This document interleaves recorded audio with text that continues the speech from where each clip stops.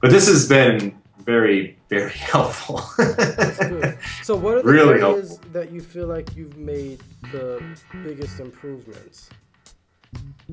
I think it's a combination of feeling more comfortable with like stuff that I thought was just way too high before. Okay. And now it's like, okay, like I'm singing in those areas and I'm hitting the notes, and it seems like now it's just figuring out the way to do the vowel, and I can get it at least so it's like, you know, clean enough. It might not be the exact desired tone for the song, but if I can kind of work with something that I know this is okay, and then try to go from there, and then really just also understanding like you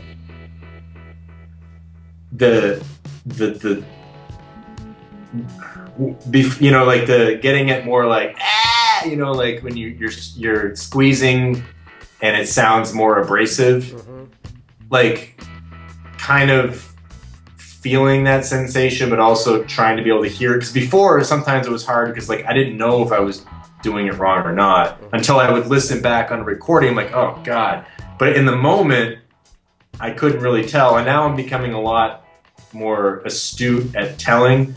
Maybe I can't really correct it mid-singing, but I know, oh wait, that was wrong, I gotta try it again. Before I wasn't sure until I had to listen back, so. Okay, that's good.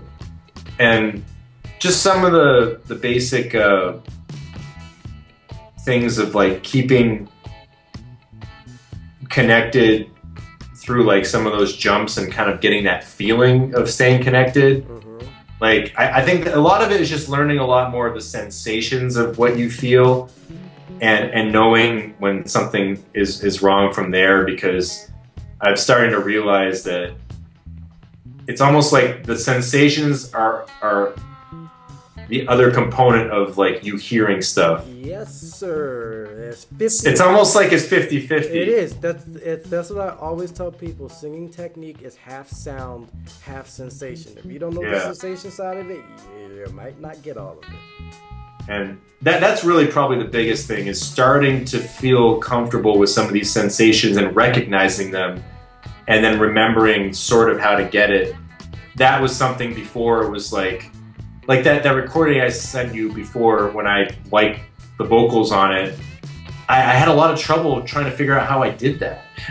You know, I was like, oh, I sang it pretty good that one time, and now I'm like, well, how the hell did I do that? And then now I'm starting to figure out what those things were, you know, and so it's easier to kind of get back to square one of something I know is on the right track versus I think I'm doing okay, I'm not sure. Now I have a little bit more confidence in that. So I think that that's probably one of the bigger things. Good. Thing that I've noticed, it's like, I felt like for like an F, it was just like I had to just give a bunch of effort to just sustain that.